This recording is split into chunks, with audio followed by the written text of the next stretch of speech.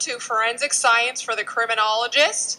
This is Dr. Claire Ferguson speaking, and what you're listening to right now is an introductory lecture to the actual course, which is Forensic Science for the Criminologist. Today I'm going to give you a basic overview of what the course will cover and why it's important. So let's get going. First of all, what do we need to know about forensic science? The first thing that we need to think about is that forensic science is a big industry. We employ lots of people in the forensic sciences, lots of different individuals, and lots of other people are doing work that's actually considered a forensic science or that might have some forensic underpinnings, even though that might not be their sort of first priority or how they view themselves in the first instance. So in the 1980s, students flocked to law programs, and this was mostly because of the media. TV shows like LA Law, if you guys remember that, sort of increased law's popularity over time. In the 1990s, students sort of changed and wanted to be a little bit more interested in medical programs, and that was in part due to shows like ER, probably had something to do with George Clooney. In the 1990s and early 2000s, we saw a little bit of an additional change back to sort of the legal spectrum, but this time because of shows like CSI and Law and Order, we saw a huge influx of students coming into programs related to forensic science. What that means, though, for universities, being big business university, is that they had to scramble to try to sort of accommodate all of these students that wanted to take forensic science. And what we see then is programs that come up sort of out of nowhere at various universities where they might not have had many people already working there that had a big forensic science sort of experience. And because of that, you sometimes get these programs that have people teaching them that may not be all that qualified. And what that leads to down the track is that people have learned from people who learned what they know on the fly. So we get people working in the industry that may not actually be that well educated, even though they might have a degree in forensic science. So that becomes a problem. What we find now is that you often get lots of various qualifications within people that are working in the forensic sciences, and that those qualifications may or may not actually be relevant to what they're doing, which can be problematic, of course. So the terminology, because of this influx of students and because of the sort of popularity of forensic science in the media, we find that the terminology related to forensic science is often used in the general public. It's used casually by a lot of people who may or may not actually know what they're saying when they're using this forensic terminology. And it can be used somewhat incorrectly, even sometimes by people that are working in the industry. As criminologists, we obviously want to steer clear of that as much as we can. We want to be using the terminology correctly, and we want to know when other people that are meant to know what they're talking about are using it incorrectly. So that's kind of where we start. Why do we care about forensic science? We're criminologists. Do we really need to know the ins and outs of all the science that's going on? The answer is yes. So in order to be a criminologist, you have to have an understanding of how your colleagues in the forensic sciences are going to work. Not only that, but understanding them is going to allow you to ask the right questions. So you can really do your analyses and your study and your research much more adequately if you know a little bit about what the people that you're working with are doing. Be able to ask the right questions, go to the right places for answers. So you need to know, who do I talk to about this? What type of expertise is going to be necessary in order to explain to me this certain problem? And then you also need to know, more importantly, where you stop and where someone else starts. So you need to be able to say, look, I'm not really qualified as a criminologist to make that sort of assessment, make that sort of determination, but I know that the kind of specialist that I need is going to be a forensic anthropologist or whatever it might be. In order to be a better criminologist, basically, we need to know what the other people are doing in the field. So that's sort of the basis of this subject.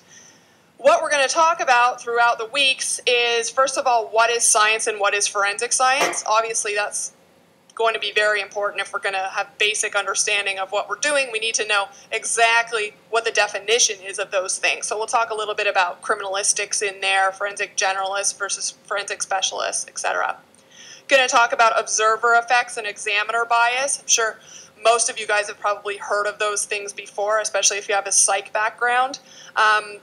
As criminologists, certainly not even talking about forensic science, we need to understand what examiner bias is and observer effects, because we are susceptible to those as well. We also need to know what the other people assessing the evidence are susceptible to. Talk a bit about practice standards and lack thereof, whether there's consistent standards across different crime labs or private labs, state-run labs, whatever. Talk about evidence dynamics, what happens to the evidence, how is evidence manipulated by environment, and so on. What do we need to know when we're actually assessing the evidence? And then when we look at the conclusions that are drawn by a forensic scientist, have they taken into account the evidence dynamics? We're going to talk about the ethos and ethics of forensic science, what's involved, who do they work for, where's the onus on the forensic scientist? Are they supposed to be working for the court? Are they supposed to be working as a scientist first and foremost? What about the paradigm of sides and all of that stuff? Get into that. We're going to talk about crime labs, where they're housed, where they're not housed, some of the problems that go along with having a law enforcement sort of associated crime lab or a crime lab associated with a prosecutor's office.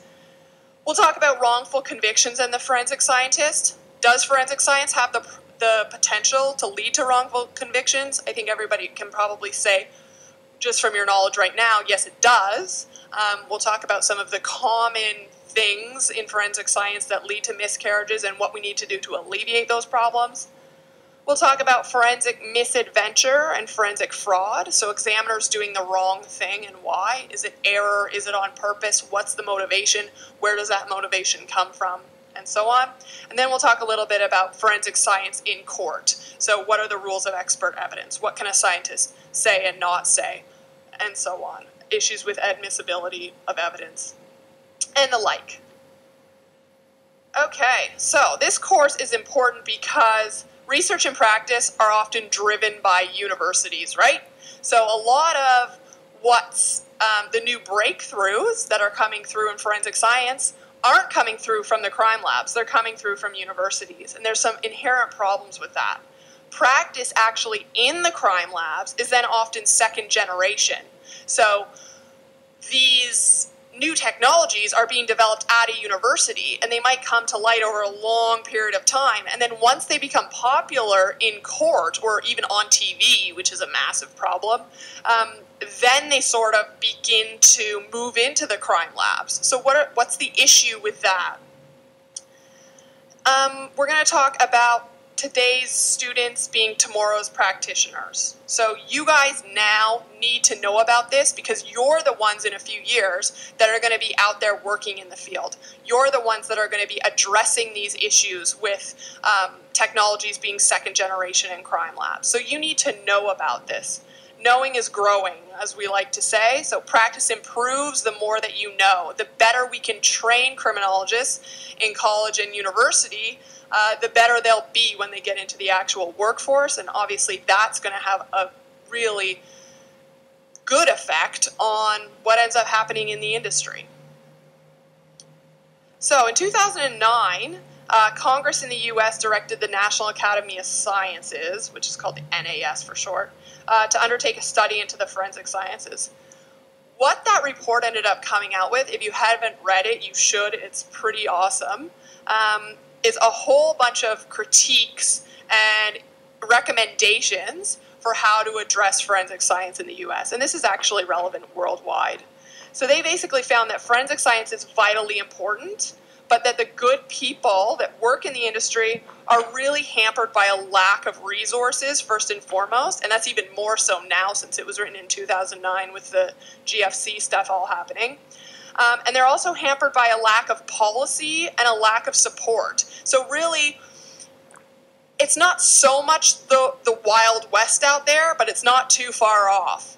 Crime labs, state crime labs in various jurisdictions can basically run the lab the way that they see fit, and the only accreditation that they have is usually annual testing or proficiency testing, which can be problematic.